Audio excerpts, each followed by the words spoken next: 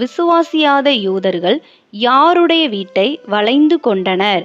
Option A Simon, option B Jason, option C Ananias, option D Barnabas.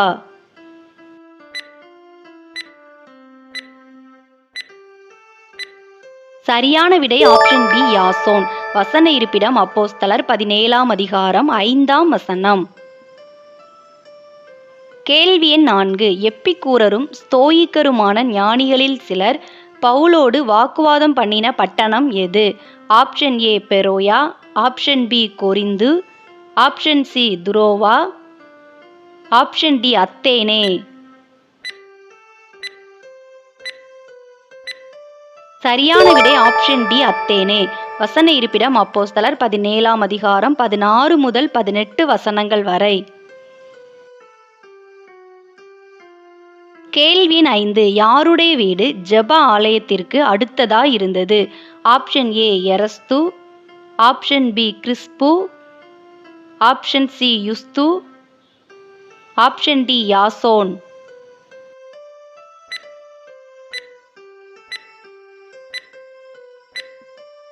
சரியான விடை option C யுஸ்து. வசன இருப்பிடம் அப்போஸ்தலர் 18ஆம் அதிகாரம் 7ஆம் வசனம். கேள்வி எண் 6. வேதாகமங்களில் வல்லவனாயிருந்தவன் பிறந்த பட்டணம் எது? Option A Alexandria, option B Caesarea, option C Macedonia, option D Cenchreae. வேதாகமங்களில் வல்லவன் அப்பல்லோ பிறந்த பட்டணம் எது? சரியான விடை ஆப்ஷன் ஏ அலெக்சந்திரியா. வசன இருப்பிடம் அப்போஸ்தலர் 18ஆம் அதிகாரம் 24ஆம் வசனம்.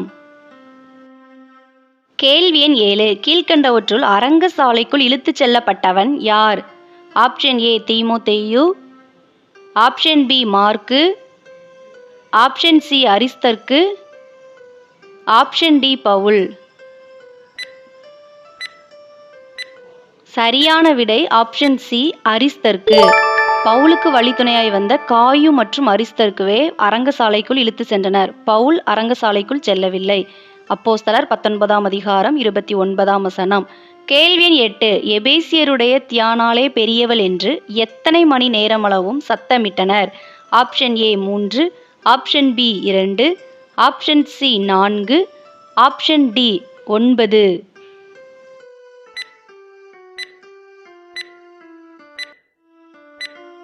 சரியான விடை ஆப்ஷன் பி 2. வசன இருப்பிடம் அப்போஸ்தலர் 19ஆம் அதிகாரம் 34ஆம் வசனம்.